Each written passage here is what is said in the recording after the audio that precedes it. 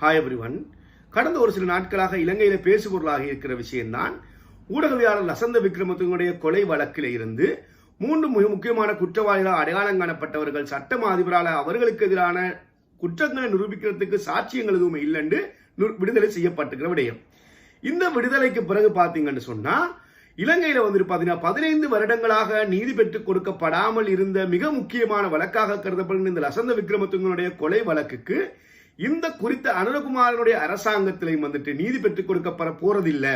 So இந்த அரசாங்கம் பாத்தீங்கன்னு சொன்னா வாக்குறுதி அளிக்கும் போது இந்த மாதிரியான வழக்குகளுக்கு நாங்க நீதியை பெற்றுக் கொடுப்போம்னு சொல்லியிருந்தாங்க. ஆனா இந்த விடயத்துல இந்த சட்டமாதிபருடைய முடிவுன்றது பாத்தீங்கன்னு சொன்னா தற்போது அந்த நம்பிக்கையை மக்கள்கிட்ட இருந்து இல்லாமல் ஆக்கியிருக்கின்ற பல்வேறு விமர்சனங்கள் அரசாங்கத்தின் மீதும் சட்டமாதிபர் மீதும் என்ன செய்ய முன்வைக்கப்பட்டிருக்குது.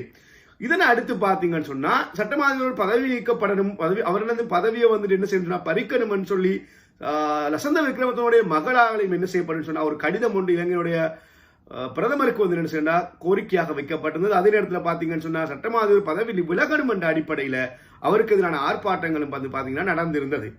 இதைத் தொடர்ந்து தற்போது பாத்தீங்கன்னு சொன்னா இலங்கையுடைய சட்டத்தரணிகள் சங்கம் என்ன செய்திருக்கிறாங்கன்னு சொன்னா இலங்கை அரசாங்கமும் இலங்கையுடைய அமைச்சரவையும் சட்டமா அதிபரால எடுத்திருக்கின்ற இந்த முடிவை என்ன செய்ய கூடாதுன்னு சொன்னா அவங்க இதை கேள்விக்குட்படுத்தக்கூடாது. இந்த முடிவுல அவங்க என்ன செய்யக்கூடாது தலையிடக்கூடாது என்ற கோரிக்கையை முன்வச்சு ஜனாதிபதிக்கு ஒரு கடிதம் ஒன்று என்ன செய்ய எழுதியிருக்கிறாங்க.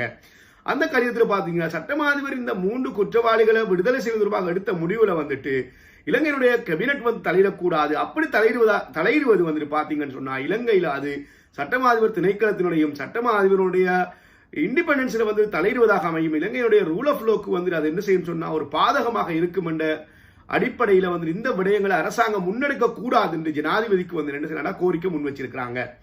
சோ இந்த விடயங்களை பொறுத்த வரைக்கும் தற்போது வரைக்கும் ஏன் சட்டமாதிபரால் அந்த விடுதலை செய்யப்பட்டாங்க, அந்த விடுதலை செய்யப்பட்ட யாரு, அவர்களுக்கு எதிரான என்னென்ன குற்றச்சாட்டுகள் முன்வைக்கப்பட்டிருந்தது, இது தொடர்பாக லசந்த விக்ரமதுங்கவுடைய மகள் என்ன விடயங்களை முன்வச்சு பிரதமருக்கு கடிதம் எழுதியிருந்தா அந்த கடிதத்துக்காக பிரதமரால சொல்லப்பட்ட பதில் என்ன, அதே நேரத்தில் தற்போது சட்டத்தரணிகள் சங்கம் ஜனாதிபதிக்கு கோரிக்கை வச்சிருக்கிறதுக்கான காரணம் என்ன, அந்த கோரிக்கையில சொல்லப்பட்டிருக்கிற விடயங்கள் என்னென்ற இந்த விஷயத்தை நாங்க என்ன செய்யப்படும் தொடர்ச்சி அந்த வீடியோல பார்க்க போறோம். சோ கட்டாயமாக இந்த வீடியோ முழுமையா பாருங்க. 15 வருடங்களாக பல்வேறு அரசியல் காரணங்களுக்காக கொலை செய்யப்பட்டிருக்கலாம் என்று நம்பப்படுகின்ற இந்த லசந்த விக்ரமதுங்கவுடைய கொலை தொடர்பாக இந்த அரசாங்கத்திலேயாவது நீதி பெற்றுக் கொடுக்கப்படணுமா, தற்போது என்ன விடயங்கள் தொடர்பாக நடந்து கொண்டிருக்கின்ற விடயங்களை தெரிஞ்சு கொள்றதுக்காக வீடியோ முழுமையா பாருங்க. அதே போல எங்க சேனலுக்கு நீங்க முதலா வீடியோ பாக்குறீங்கன்னு சொன்னா கட்டாயமா என்ன செய்யுங்க சேனலை முறை சப்ஸ்கிரைப் பண்ணிக்கொள்ளுங்க. சோ இந்த விடயத்துல பொறுத்த வரைக்கும் சட்டமா அதிபரால் விடுதலை செய்யப்பட்ட அந்த 3 யாருன்னு சொல்லி பாத்தீங்கன்னு சொன்னா முன்னாள் ஆர்மி இன்டெலிஜென்ஸ் ஆபீசராக இருந்த பிரசன்ன உடலகம் என்று சொல்றோம். அதே போல பாத்தீங்கன்னு சொன்னா இந்த வழக்கினுடைய இந்த லசந்த விக்ரமதுங்கவுடைய வழக்கு சம்பந்தமான விடயங்கள்ல இனிஷியல் இன்வெஸ்டிகேஷன் ஆபீசராக இருந்த மவுண்ட் லவீனியா போலீஸ் நிலையத்தினுடைய பொறுப்பு அதிகாரியாக இருந்த சுகத் பால என்று சொல்லுகின்றவரும், அதே போல பாத்தீங்கன்னு சொன்னா டிஐஜி முன்னாள் டிஐஜியாக இருக்கின்ற பிரசன்ன நாணயக்கார் என்ற 3 பேர் என்ன செய்திருக்காருன்னு சொன்னா சட்டமா அதிபர் இந்த வழக்குல இருந்து இவர்களுக்கு எதிரான போதிய சான்றுகள் இல்லை என்று சொல்லுகின்ற அந்த காரணங்களை காட்டி என்ன செய்திருக்காருன்னா விடுதலை செய்திருந்தார். சட்டமாதிபர் திணைக்களத்தால் தற்போது என்ன சொல்லப்பட்டிருக்குன்னு சொன்னா இவங்க 3 பேரும் பாத்தீங்கன்னு சொன்னா லசந்த விக்ரமதுங்கவுடைய கொலையோடு சம்பந்தப்பட்ட குற்றவாளிகள் கிடையாது. இது பாத்தீங்கன்னு சொன்னா அவருடைய லசந்த விக்ரமதுங்க கொலை செய்யப்பட்ட அந்த நபருடைய டிரைவர் கடத்திய அந்த வழக்குல பாத்தீங்கன்னு சொன்னா அதுல இருந்துதான் இவர்கள் விடுதலை செய்யப்பட்டிருக்கிறாங்க என்ற விஷயத்தை சட்டமா அதிபர் திணைக்களம் தற்போது இந்த விடயம் பாத்தீங்கன்னா பேசுபொருள் ஆவின உடனேயோ அந்த விடயம் தொடர்பான அவங்களுடைய அறிக்கையில தெரிவிச்சிருக்கிறாங்க. சோ அந்த லசந்த விக்ரமதுடைய கொலை தொடர்பான வழக்குகள் தொடர்ச்சியாக நடந்து கொண்டிருக்குது. இந்த வழக்கு பாத்தீங்கன்னு சொன்னா அதோட ரிலேட்டடாக இருக்கின்ற லசந்த விக்ரமதுடைய டிரைவரை கடத்திய அந்த வழக்கு தொடர்பான விடயங்கள்ல இருந்து இவங்க என்ன செய்யப்படுறா போதிய ஆதாரங்கள் இந்த விடயங்கள்ல அவங்களை குற்றம் சாட்டுவதற்காக இல்லாத காரணத்தால தான் நாங்க அவங்கள விடுதலை செய்திருக்கோம் என்ற விடயம் சட்டமா அதிபர் திணைக்களத்தால் சொல்லப்பட்டிருக்குது.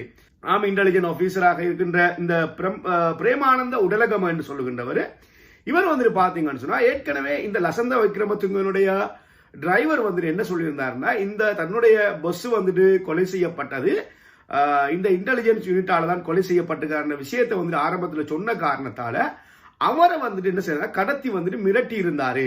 சோ இந்த விடயத்தை நீ இந்த இன்டெலிஜென்ஸை சொல்லக்கூடாதுன்னு மிரட்டி இருந்தார் என்ற அடிப்படையில் தான் என்ன செய்யப்பட்டதுன்னு சொன்னா அவருக்கு எதிரான குற்றச்சாட்டுகள் சொல்லப்பட்டிருந்தது. அதே போல இந்த வழக்கினுடைய ஆரம்ப இனிஷியல் இன்வெஸ்டிகேஷன் ஆபீசராக இருந்த மவுண்ட் லெவினாவுடைய ஓஎஸ்சியாக இருக்கின்ற திசரி சுகத்பால என்று சொல்கின்றவர், இவரும் அதே போல இந்த டிஐஜியாக இருக்கின்ற இந்த நாணயக்கார இவங்க 2 பேரும் பாத்தீங்கன்னு சொன்னா இந்த வழக்கு தொடர்பான எவிடன்ஸ்களை வந்துட்டு மறைச்சது. இந்த வழக்குல இருக்கின்ற மிக முக்கியமான கருதப்பட்ட ஒரு விஷயம்தான் இந்த குறித்த சம்பவம், இந்த கொலை சம்பவம் இடம்பெற்ற அன்று லசந்த விக்ரமதுங்க என்ன செய்திருந்தாருன்னு சொன்னா தன்னை ஃபாலோ பண்ணி வந்த அந்த மோட்டார் பைக்கினுடைய வாகன இலக்கத்தை வந்து என்ன செய்தார், தன்னுடைய அந்த நோட் புக்ல வந்து குறிப்பிட்டிருந்தார். சோ இந்த டிஐஜினுடைய கண்காணிப்புல இருந்த இந்த நோட் புக் வந்து என்ன செய்தார், காணாமலாக்கப்பட்டது. சோ அந்த அடிப்படையில் பாத்தீங்கன்னா இவங்க 2 பேரும் வந்து இந்த வழக்கினுடைய சம்பந்தப்பட்ட ஆதாரங்களை அளிச்சாங்கன்ற அடிப்படையில் தான் இவங்களுக்கு எதிரான குற்றச்சாட்டுகள் இருந்துட்டு போடப்பட்டிருந்தது ஆரம்பத்தில்.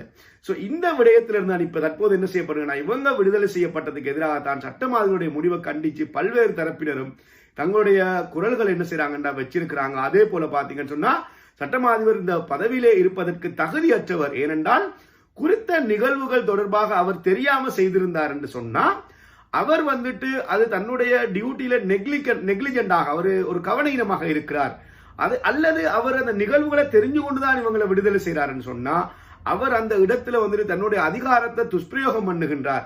சோ இதுல எதுவாக இருந்தாலும் அவர் சட்டமாதிபர் என்ற பதவியில இருப்பதற்கு தகுதியற்றவர் என்ற அடிப்படையில் தான் இந்த இறந்து போன லசந்த விக்ரமதுங்கடைய மகள் வந்துட்டு பிரைம் மினிஸ்டருக்கு எழுதின கடிதத்துல வந்து என்ன செய்தார்னா குறிப்பிட்டிருந்தா. ஆகவே அவரை வந்து நீங்கள் பதவியில இருந்து இம்பீச் பண்ணணும், பதவி நீக்கம் செய்யணும் என்ற ஒரு கோரிக்கையை அரசாங்கத்துக்கு என்ன செய்யறாருன்னா அவர் முன் வச்சிருந்தாரு.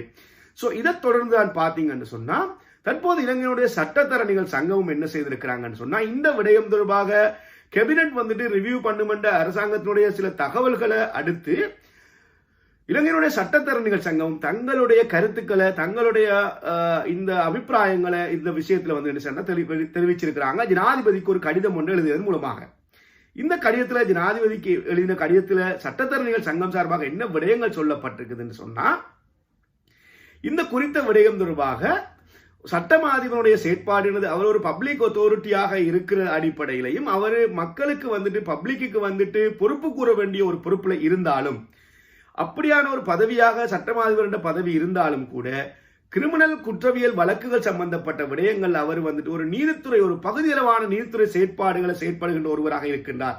சோ அந்த விடயங்கள்ல வந்துட்டு பாத்தீங்கன்னா அவருடைய முடிவுகள் வந்துட்டு எடுக்கப்படுற நேரத்தில் அந்த முடிவுகள் வந்துட்டு இலங்கையினுடைய உயர் நீதிமன்றத்தில் ரிட் வழக்குகள் மூலமாக அல்லது ஃபண்டமெண்டல் ரைட்ஸ் மீறப்படுதல் என்ற அடிப்படையில மட்டும்தான் என்ன செய்யப்படும் அவருடைய முடிவுகளை வந்துட்டு கேள்விக்குட்படுத்தணுமே தவிர இதை வந்துட்டு நிர்வாகத்துறையால் என்ன செய்யப்படக்கூடாதுன்னு சொன்னா கேள்விக்குட்படுத்தக்கூடாது. அப்படி அது கேள்விக்குட்படுத்தப்படுறது சுதந்திரமாக இயங்குகின்ற சட்டமாதிபருடைய சுயாதீனத்தன்மையும் சட்டமாதிபர் திணைக்களத்தின் சுயாதீனத்தையும் அது என்ன செய்யும் சொன்னா பாதிக்கும். இது இலங்கையுடைய சட்ட ஆட்சியில வந்து என்ன செய்யணும் ஒரு பெரிய ஒரு பாதிப்பை செலுத்தும். சோ இலங்கையுடைய ஜனாதிபதி வந்துட்டு இந்த விடயத்துல கவனம் செலுத்தி இந்த விடயத்துல அரசியல் தலையீடுகள் நடக்காம தான் என்ன செய்யணும் செயற்படணும். ஏனென்று சொன்னால் சட்டமாதிபர் தன்னுடைய கடமைகளை செய்யற நேரத்துல அவர் வந்துட்டு கிடைக்கின்ற சாட்சிகளை பொறுத்தும் ஆதாரங்களை பொறுத்தும் அதே போல பாத்தீங்கன்னு சொன்னா இன்வெஸ்டிகேஷன் ஆபீசர்களால கொடுக்கப்படுகின்ற அந்த தகவல்கள் அடிப்படையில் என்ன செய்ய முடியும் சொன்னா ஒரு ஆளை வந்துட்டு அவர் குற்றவாளியாக இருக்கிறாரா, அவருக்கு எதிராக வழக்கு தொடுக்க முடியுமா, அவருக்கு எதிராக தண்டனையை பெற்றுக் கொடுக்க முடியுமா என்ற விஷயங்கள் அவர் தீர்மானிக்க முடியும். சோ அந்த விடயங்கள் அவர் வந்துட்டு ஒரு நீதித்துறை ஒரு பகுதியளவான நீதித்துறை செயற்பாடுகளை செயற்படுகின்ற ஒருவராக இருக்கின்றார். சோ அந்த விடயங்கள்ல வந்துட்டு பாத்தீங்கன்னா அவருடைய முடிவுகள் வந்துட்டு எடுக்கப்படுற நேரத்தில் அந்த முடிவுகள் வந்துட்டு இலங்கையினுடைய உயர் நீதிமன்றத்தில் ரிட் வழக்குகள் மூலமாக அல்லது ஃபண்டமெண்டல் ரைட்ஸ் மீறப்படுதல் என்ற அடிப்படையில மட்டும்தான் என்ன செய்யப்படும் அவருடைய முடிவுகளை வந்துட்டு கேள்விக்குட்படுத்தணுமே தவிர இதை வந்துட்டு நிர்வாகத்துறையால் என்ன செய்யப்படக்கூடாதுன்னு சொன்னா கேள்விக்குட்படுத்தக்கூடாது. அப்படி அது கேள்விக்குட்படுத்தப்படுறது சுதந்திரமாக இயங்குகின்ற சட்டமாதிபருடைய சுயாதீனத்தன்மையும் சட்டமாதிபர் திணைக்களத்தின் சுயாதீனத்தையும் அது என்ன செய்யும் சொன்னா பாதிக்கும். இது இலங்கையுடைய சட்ட ஆட்சியில வந்து என்ன செய்யணும் ஒரு பெரிய ஒரு பாதிப்பை செலுத்தும்.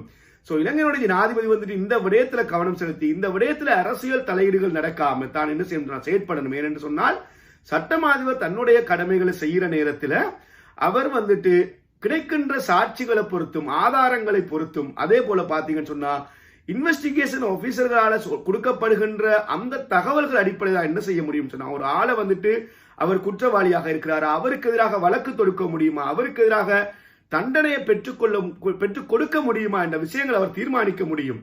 சோ அந்த அடிப்படையில் தான் அவர் தீர்மானிச்சிருக்கிறாருன்னு சொன்ன அந்த முடிவுகளை நீதிமன்றத்தில் சேலஞ்ச் பண்ணணுமே தவிர கேபினட் இந்த விடயங்கள்ல முடிவை மீளாய்வு செய்யறதுன்றது இது என்ன ஏற்றுக்கொள்ள முடியாது என்ற தங்களோட கருத்துக்கள்